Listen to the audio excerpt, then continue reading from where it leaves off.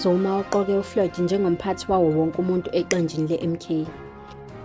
Umsunguli woMkhonto weSizwe uMnuz Jacob Zuma usejube uMnuz Floyd Shivambu ukuthi akhe iqembu kuzo zonke izifundazwe.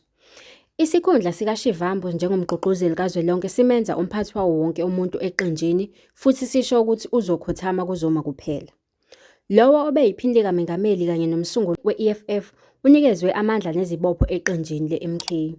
UShivambu uyinhloko yokuthuthukiswa kwenqubomgomo nocwaningo, uyinhloko yezemfundo yezepolitiki, uyinhloko yokuqapha, ukuhlola kanye nokubusa ngesibopho sokuphathwa kokusebenza kwamalungu ePhalamende nabanye abamele umphakathi. Ubekwe njengomholi, udutshwe ukusungula izinhlaka zeqembu MK.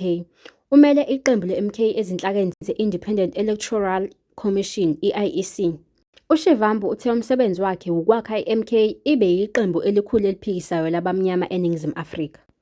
Sidinga inhlangano entsha ezokhulula abantu bakithi. Wonke amandla abamnyama kanye nenqubekela phambili kumele kuhlangane kube yi-ajenda eyodwa. Lento yamaqembu amancane nangenakuphikiswa ayisimamisi ikusasa labantu abamnyama baseNingizimu Afrika. Uma siqhubeka siba nenqwaba yamaqembu amancane agcina sekuyimibuso yezicogogwana yabantu abathile, kusho uFloyd Shivambu. UShivambu uthe umengameli we-MK uJacob Zuma weza kuye ngomfumfu nesiphakamiso sokuhlanganisa amaqembu ezepolitiki abamnyama ngaphambi kokuba kumenyezelwe ngokusemthethweni iqembu le-MK ngoZibandlela.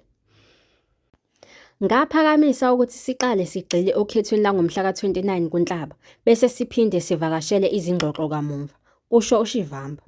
Esithangamini nabezindaba sangoLwesine, uZuma uthe amaqembu epolitiki abamnyama kumele ahlangane njengoba kwenza amaqembu ezepolitiki abamhlophe.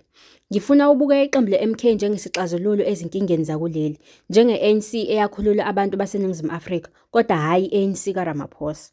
Ngesikhathi kuqhubeka isithangami, le nhlangano imemezele abaholi abayisishiyagalombili abaphezulu, uZuma njengomengameli kanye nowayengumengameli wamajaji eWestern Cape uJohn Hlophe njengephini lakhe. Owayengqongqoshe wamaphoyisa uNathi Nhleko ungusihlalo kazwelonke. UZuma uthe labo abadutshwe ePhalamende ngeke bazithole izikhundla zobuholi eqenjini. Lokhu kusho ukuthi uShivambu kungenzeka ukuthi udele iholo lakhe njengelungu lePhalamende kanye nezinzuzo ezihambisana nomsebenzi. Lezi zindaba ubuzifundelwa uNothi kaMaphumulo.